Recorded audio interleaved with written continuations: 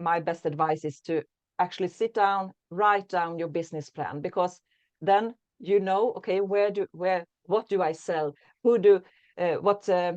Who others do I need help from? And when we see that, like the spider web around your company, then it also will be so much easier for Ulf and his colleagues to answer your questions, because then they can understand what type of information you need. So I know it's not that fun to sit down and write a business plan, but it's really good for you in the long term, because it It's will make necessary, I would say, yeah. And another thing, I think you should also do a proper budget. I get the feeling that a lot of people just start and then they don't think about how much they are planning to sell. It just sounded like fun to have a company, but think about it and calculate it and see, what does it take for me to make a company that is big enough for me to actually be able to live on it, for instance. I mean, sometimes if you calculate it, you realize that it means that you have to sell an enormous amount of services or goods to get that money that you actually want. And well, then maybe you shouldn't start.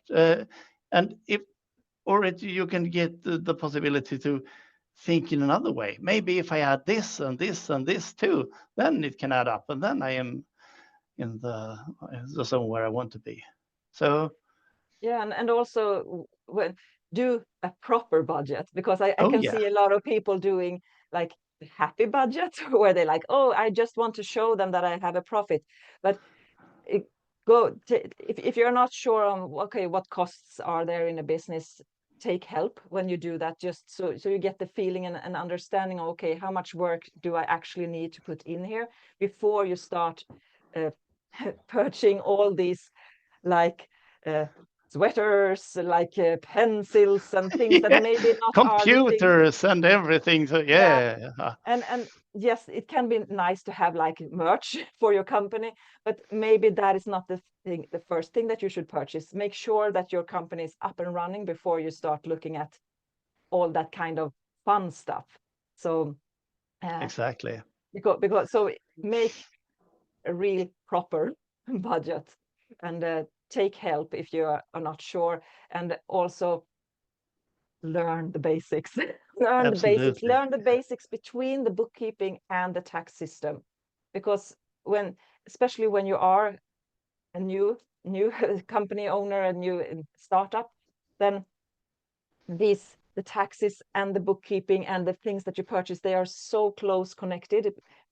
As I said, yeah, we can purchase merch, but maybe it's not deductible. If I purchase a sweater and just put my little logo here, is that deductible in my company? That's questionable, I would say. Probably not. It all sounds so very easy from the beginning, and maybe you talk to some of your friends and they have started it. Oh, and it's so easy, and you don't have to think about anything. But you do. Join one of our webinars, and you have the possibility to ask questions to us, because And it's then a live chat as well. maybe you will be the one who answered the question. Most likely, yeah. Most likely, yeah. And what type of webinars do you answer in? Well, almost all kinds of, but the most that we have are aimed at businesses, mostly new businesses that to people that are new and don't know the rules. And we do quite a lot in English as well. That's perfect. Can you recommend some? Let's say if I'm a company, I have just started, I have moved here to Sweden, and now I want to run a company, and I have found out that this like electronical commerce platform business is something that I would like to do. Do you have something to Absolutely, yeah. recommend? We actually have 4 webinars just for you, because we have a series of webinars that we call Business in Sweden, that is aimed for people that just moved to Sweden and want to start. So the first is about how you register. The second is about basic about costs and income and how you should report them. The third one is about VAT, the basic rules, and the fourth one is about international trade and how you handle the VAT on those affairs. So I would strongly recommend that you go on those. And Our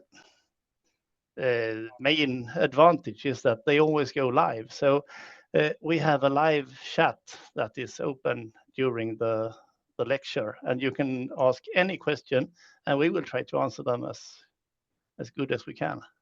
Yeah. And that is the difference from my channel, because here I have already pre-recorded things. Sometimes I have a live, but not that often like you have. And if you want to have more advice type of answers, then you contact me, because I can say whatever. I'm not an employee Absolutely. agency anymore.